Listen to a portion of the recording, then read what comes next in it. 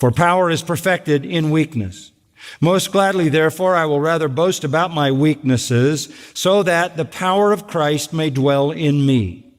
Therefore, I am well content with weaknesses, with insults, with distresses, with persecutions, with difficulties for Christ's sake. For when I am weak, then I am strong. Hello guys, welcome back to the YouTube channel called I Talk Truth. I told myself I was going to wait about 2 weeks until I make another video because I don't like to focus too much on making these videos because I don't want to get caught up too much in the feeling of making them and posting them and people listening to me. I don't want to get too caught up into all that. So I try not to make videos too often. I'll make some for like a week. If you notice, I always drop them all within the span of a few days. I'll do like 2 or 3 and then you'll see it'll be like 2 weeks or a month until I come back, because I really want to make sure that it's important that the practice is put before everything. And you should make sure that is too if you're practicing meditation or practicing anything, even working towards a goal. If you have a business idea, if you have a family, whatever you want to put in first priority, just always make sure you put that first. And in order to put that first, you have to make sure you're not putting other things before it, even if you want to. So it's that level of commitment you have to have.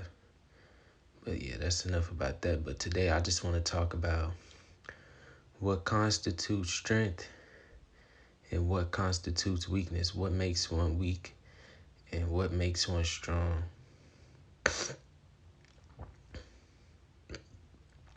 So what constitutes weakness? What makes you strong and what makes you weak?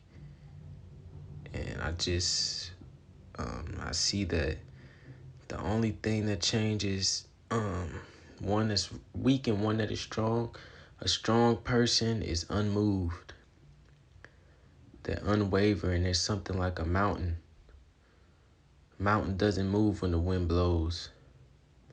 Weakness is someone that's constantly wavering, constantly moving, looking to be moved even. It's like a leaf that blows in the wind.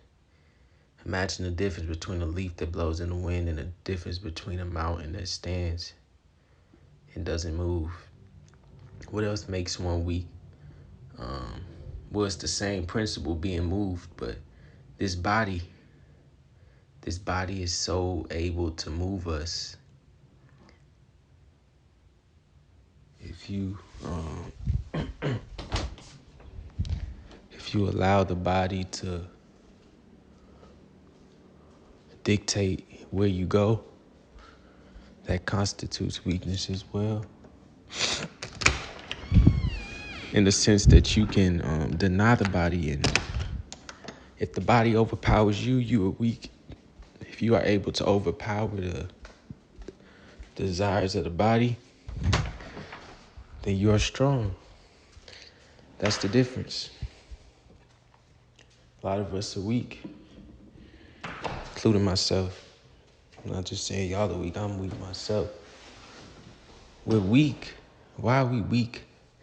Well, we're weak because we've allowed our body to dictate almost every action we have. We're humans with so much potential, yet we behave just like animals. All animals think about, what's all that an animal does? An animal sleeps. An animal thinks about what they're gonna eat next. And the animal thinks about who they're gonna mate with. That's the 3 things, that's the world of an animal.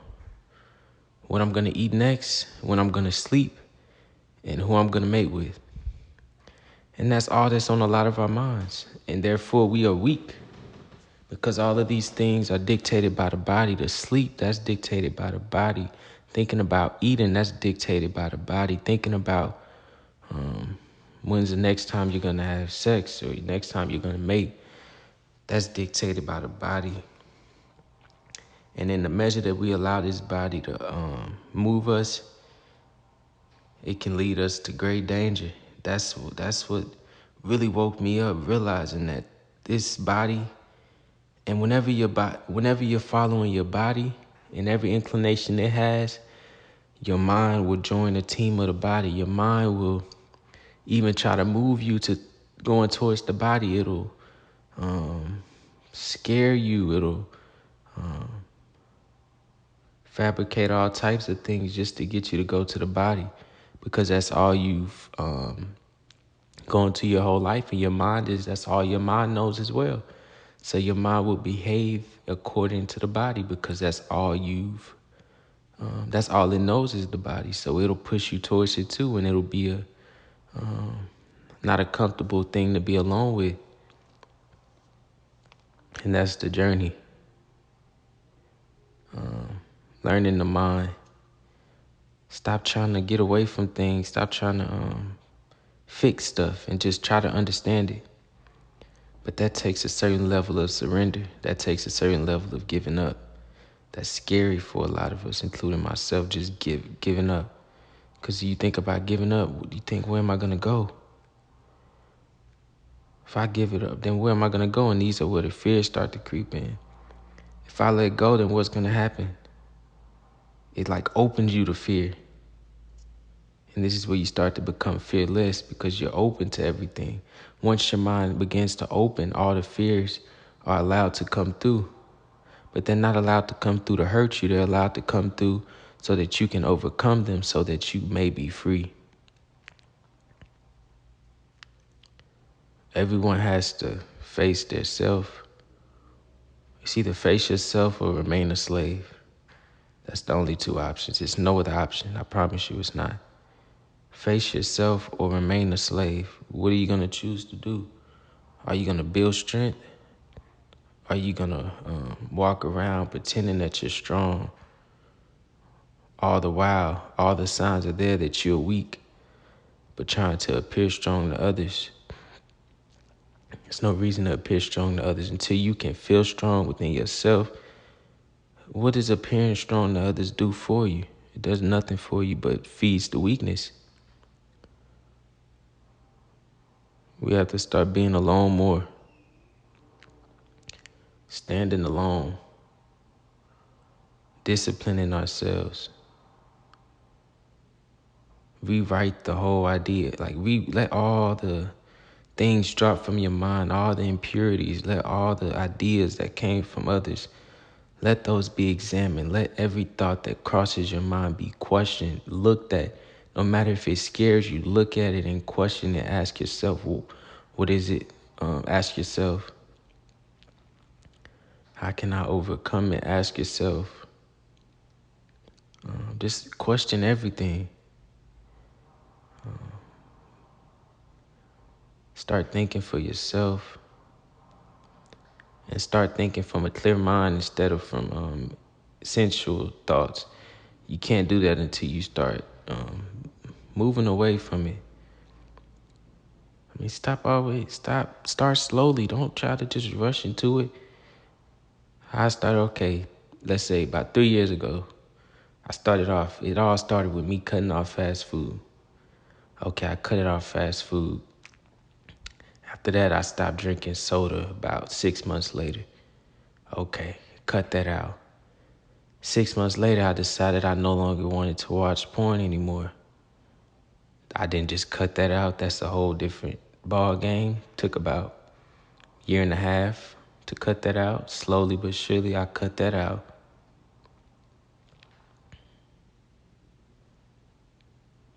The time comes you want to clean or something.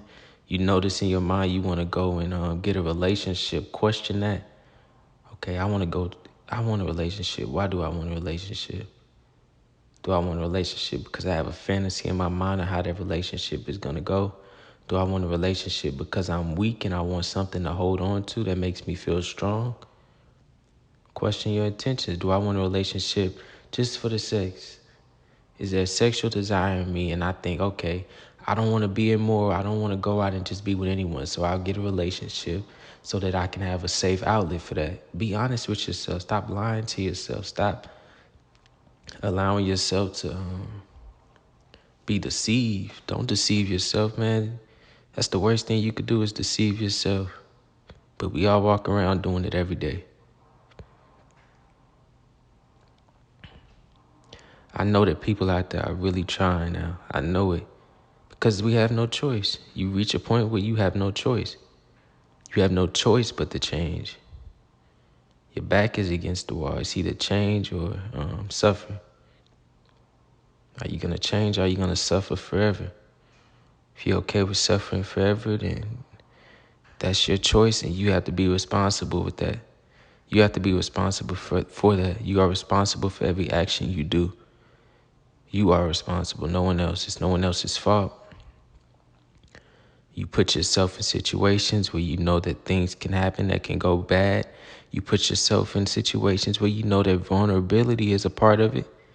And for some reason nowadays, people make it seem like being vulnerable is a strength, and putting yourself in a position to be vulnerable is a strength. And I could see why people say that, but in one sense, it can be a strength. But in another sense, I mean, you put yourself in a vulnerable situation, that means that you put yourself in harm's way. So when you put yourself in a vulnerable situation, just accept that, like, even if you get in a relationship, know that you're putting yourself in a vulnerable situation. You're putting yourself in a very vulnerable situation here. And you have to accept that if that's what you want to do. Stop thinking about just the fantasy. Okay, the fantasy is nice, but acknowledge, okay, I'm putting myself in a vulnerable situation. If I'm going to go and be dependent on someone else, I put myself in a way of weakness. Just start to question these things and think about them. What else makes someone weak? Not being able to stand alone. It's taught, though. We got to realize it's taught. But we can't blame that. You know, we've been taught these things have been put into our mind. But we can't blame that. We got to break away from that. So in the future, these kids that are growing up can be taught the right things. These kids that are growing up, they won't have to go through the things that this generation has had to go through. The painful lessons that we've had to learn, these kids don't have to. If we ourselves start to change so that we can